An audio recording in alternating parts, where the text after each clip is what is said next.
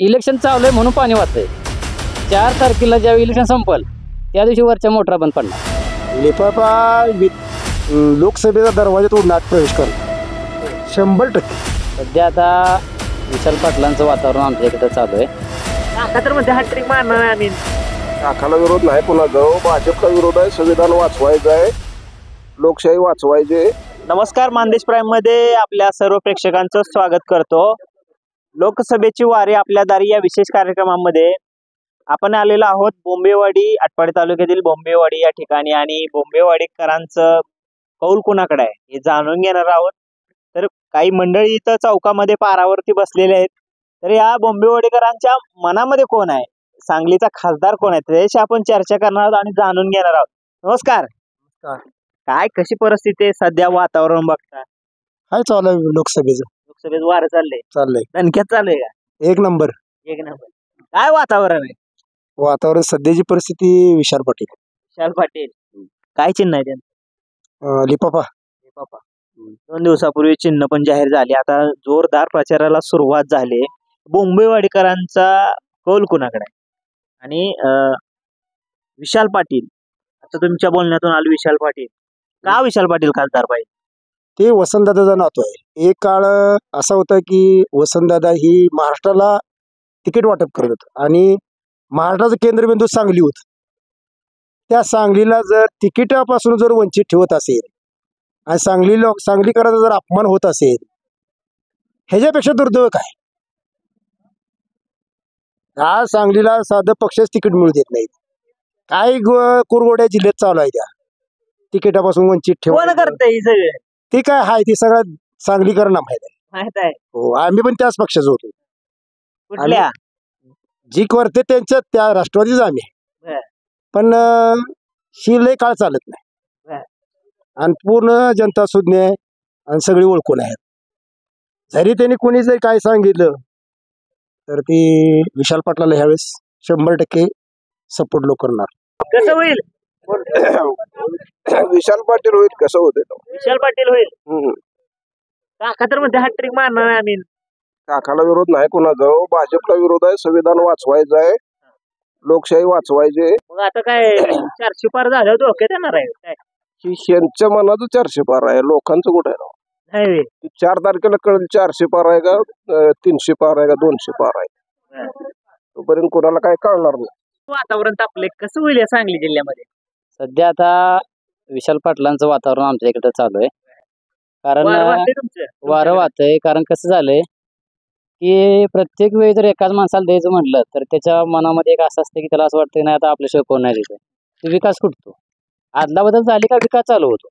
आणि दादा घराण्यावर जवळपास 10 वर्ष झाला अन्याय केलाय.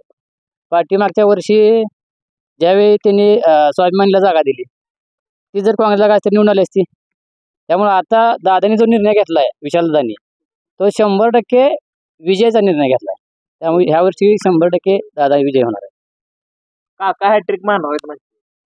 ते होतं की 2014 2019 वाटत होतं काय तर होईल.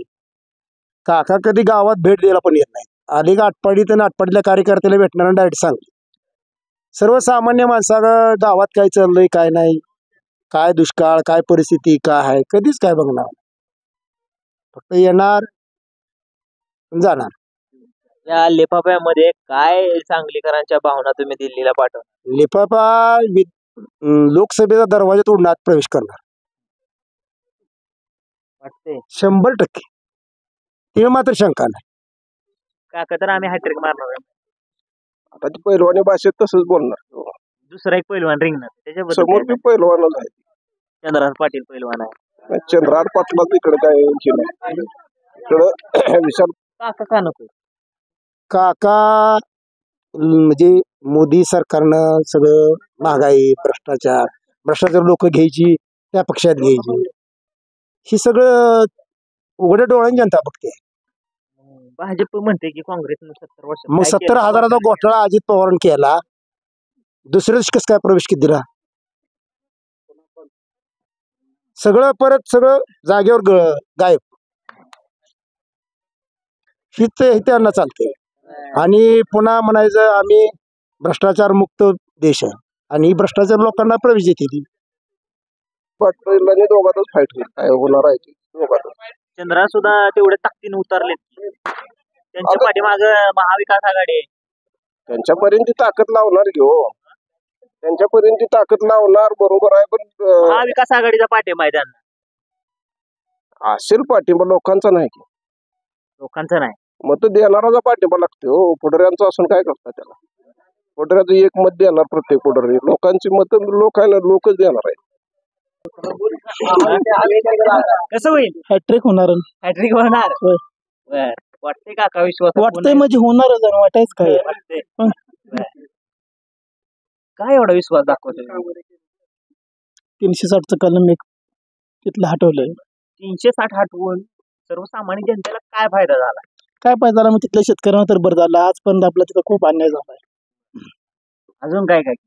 राम मंदिराचा प्रश्न झाला, मुस्लिमाविषयी जिथे आपल्याला अन्याय झालाय तिथे तर बीजेपी सरकार उभारले. भले 150 रुपयाने पेट्रोल होते पण काका बीजेपीला मत. किती बी महागाई उद्या, किती महागाई होत्या. लय बीजेपीवर प्रेम आहे तुमचं. प्रेम आहे. प्रेम आहे.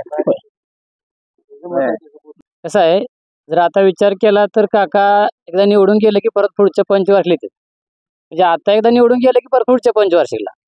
मग आता जर आपण निवडून दिलं परत पुढच्या 5 वर्षात बघायचं. मग इथली कामं कधी व्हायची? आणि बोंबिवड ही जिल्ह्याचं शेवटचं गाव आहे, त्यामुळे एवढं वंचित गाव आहे की इथं कोण नेताच येत नाही. आता सध्या काय परिस्थिती इथली पाणी? सध्या आता इलेक्शन चालू आहे म्हणून पाणी वाहतंय. 4 तारखेला ज्यावेळी इलेक्शन संपल त्या दिवशी वरच्या मोटरा बंद पडणार आणि त्यावेळीपासून पाणी बंद होणार. पुढच्या 5 वर्षात पाणी चालू होणार. म्हणजे येणार पाणी पण रुटीन कमी प्रमाणात. आता कसं अगदी मेथोड्याबद्दल पाणी गेले, का गेलं? म्हाडा लागले, सांगली लागले, त्यामुळे पाणी वाहते ना. सगळ्या मतदारसंघात पाणी जाते म्हणायचं. मत नको का? पाण्या नावाखाली पॉईंट पाहिजे ना. पॉईंट प्रत्येकाला काय पाहिजे?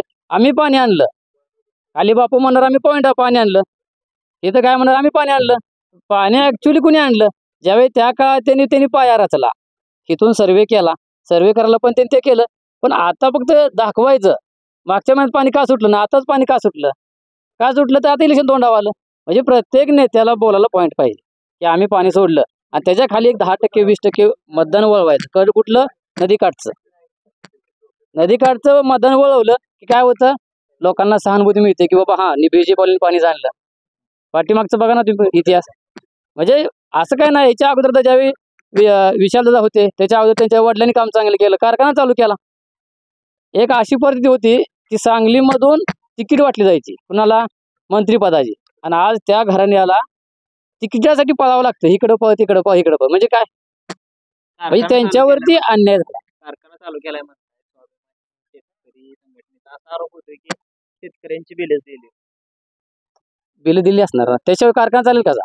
जर शेतकरी खूप हुशार माणूस आहे की अगदी इंजिनियरपेक्षा हुशार आहे, जर ह्या वर्षी पैसे नाही तर पुढच्या वर्षी त्याला उसच घालत नाही, मग कारखान्यावरती चालतोय तो का चालतोय? बिल दिल्याशिवाय चालतोय का?